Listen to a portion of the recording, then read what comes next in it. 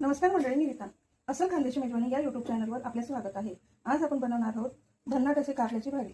चला तर मग रेसिपीला सुरुवात करूया. कारल्याच्या भाजीसाठी लागणारं साहित्य: मध्यम आकाराची कारली घेतली आहे, मी त्याचे असे मध्यम तुकडे करून घेतलेले आहे. त्यासाठी मीठ, चिंच, हिंग, लसूण ठेचलेला, चिंच गुळाची चटणी, धना पावडर, जिरे मोहरी, कोथिंबीर, तेल, हळद, मिरची पावडर, कांदा बारीक चिरलेला आणि शेंगदाण्याचा कूट, भाजलेल्या शेंगदाण्याचा कूट. चला रेसिपीला सुरुवात करूया. मी कढईमध्ये पाणी गरम करायला ठेवलेलं आहे. त्याच्यामध्ये मीठ टाकलेलं आहे थोडं, आणि मिठामध्ये आपल्याला त्या पाण्यात चिंच टाकायची आहे. तुम्ही बघू शकता पाणी उकळलेलं आहे. त्यामध्ये आपल्याला हे धुतलेले कारले ते टाकून घ्यायचे आणि 10 मिनिटं कारले उकळून घ्यायचे. 10 मिनिटं आपल्याला असे शिजवून घ्यायचे. चला तर शिजवल्यावर दाखवते. चला तर मंडळी, आपण चेक करूया कारले झाले तर ते शिजलेले आहे. तुम्ही बघू शकता मी हे पिळून घेतलेले आहे. त्याच्यातली ती चिंच आपल्याला काढून टाकायची आहे. आता आपण भाजीला सुरुवात करूया. चला त्याच्यात तेल टाकून घेऊया. त्याच्यात जिरे मोहरी टाकूया, बारीक चिरलेला कांदा. कांदा आपल्याला चांगला ट्रान्सपरंट होऊ द्यायचा आहे. असं कारलं तुम्ही एकदा नक्की करून बघा, अजिबात कडू होत नाही, न खाणारे पण खाते. यात आपल्याला आता हिंग टाकायचा आहे आणि लसूण टाकायचं आहे.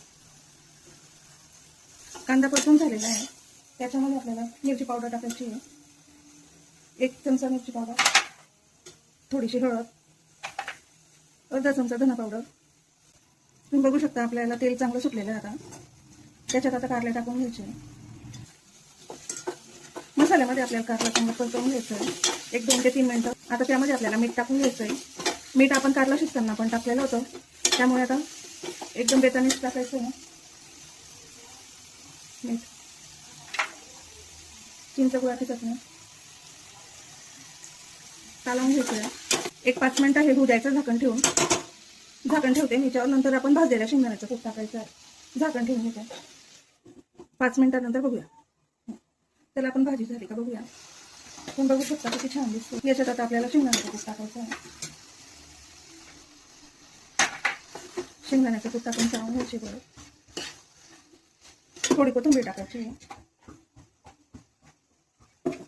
चिंच आणि गुळाची चटणी टाकली आहे त्याच्यामुळे, आणि आपण कारले उकळताना पण थोडंसं हे टाकायचं आहे चिंच नसेल तर तुम्ही अर्धा लिंबाचा रस लिंबासहित टाकू शकता, म्हणजे अजिबात कडू होत नाही भाजी. परत झाकण ठेवून आपल्याला 5 मिनिटं होऊ द्यायची. आता शेंगदाण्याचा कूट टाकलाय तर चला तर मग आपण चेक करूया भाजी झाली का. तुम्ही बघू शकता किती छान तेल सुटलेलं आहे त्याच्यावर. आता आपण सर्व करूया. तर मंडळी बघू शकता कारल्याची भाजी तयार आहे. व्हिडिओ आवडल्यास व्हिडिओला लाईक करा, शेअर करा, कमेंट करा. अस्सल खानदेशी मेजवानी या यूट्यूब चॅनलला सबस्क्राईब करा. धन्यवाद.